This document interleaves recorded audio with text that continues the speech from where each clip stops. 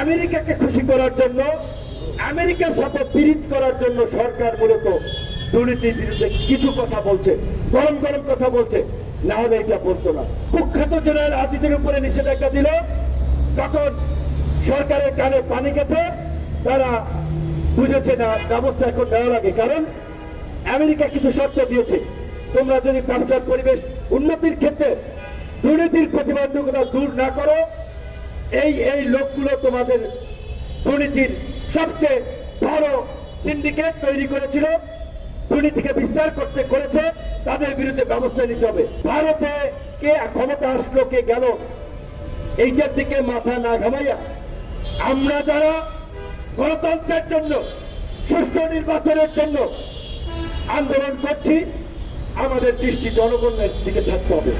জনগণকে ফোকাস করে আমাদেরকে এগিয়ে যেতে হবে।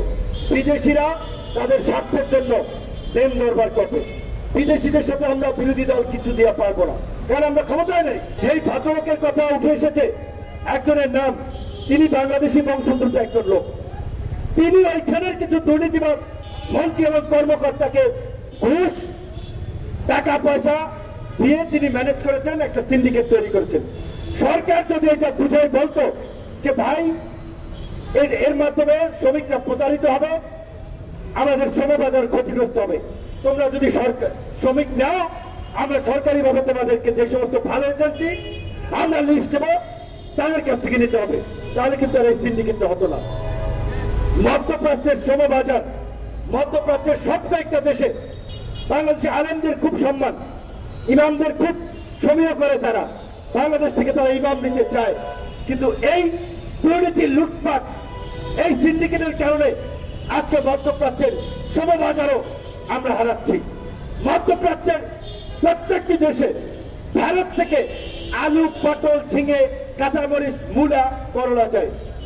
বাংলাদেশের মতো একটা ওভার পপুলেটেড কৃষি প্রধান দেশ, আমরা যদি ওদের সাথে সম্পর্ক তৈরি করতাম, আমরা এই বাজারটা ধরতে পারতাম। কিন্তু যারা ক্ষমতায় আছে, তাদের কি জনগণ, রাষ্ট্র, দেশ এগুলো নিয়ে কোনো ভাবনা আছে? ভাবনা থাকলে তো আজকে দেশের এই পরিস্থিতি হতো না। একটা দেশের পুলিশ প্রধান, সেনা প্রধানের বিরুদ্ধে এই ধরনের অভিযোগ আসার পরেও সরকার কোনো ব্যবস্থা নেয়নি। কালের কণ্ঠ পত্রিকা বেনজিরকে নিয়ে নিউজ করেছে প্রায় 1 মাস, ব্যবস্থা নেয় নাই।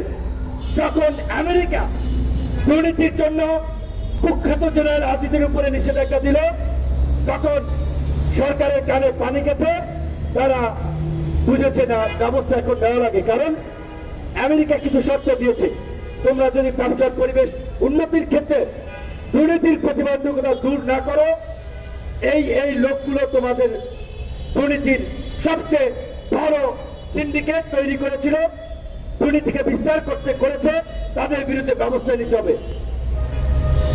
এখন আমেরিকাকে খুশি করার জন্য, আমেরিকার সাথে বিরোধ করার জন্য সরকার মূলত দুর্নীতির বিরুদ্ধে কিছু কথা বলছে, গরম গরম কথা বলছে, না হলে এটা বলতো না।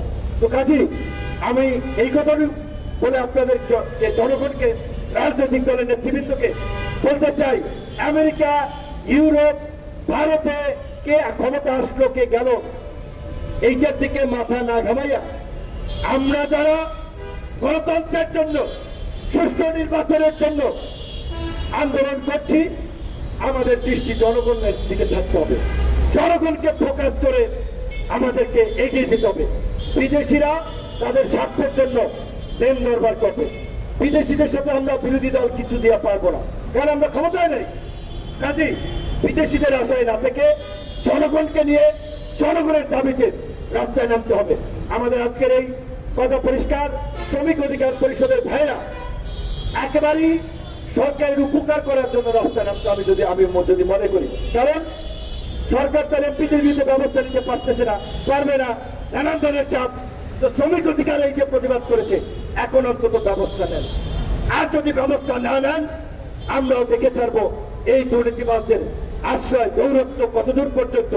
আমি শ্রমিক অধিকার পরিষদ এবং আমাদের অন্যান্য অধিকার পরিষদের ভাই বন্ধুদেরকে অনুরোধ করব, যেভাবে দুর্নীতির ভয়াবহতা বেরিয়ে আসছে, দুর্নীতির বিরুদ্ধে আপনারা সরব হন।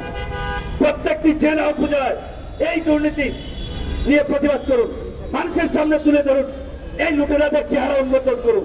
এই দুর্নীতি আন্দোলন থেকেই ফাঁসিবাদ পতনের আন্দোলন হবে। শুধুমাত্র 3 তারিখ দিয়ে সরকার পতন আন্দোলন হয় না, ফ্যাসিস্ট শাসনের অবসান ঘটানো যায় না। এই ধরনের সামাজিক জনসম্পৃক্ত ইস্যুকে জনগণের সামনে নিয়ে যেতে হবে। অন্যান্য রাজনৈতিক দলগুলোর প্রতিও সেই আহ্বান জানিয়ে আমার বক্তব্য শেষ করছি। আল্লাহ হাফেজ। ধন্যবাদ সবাইকে।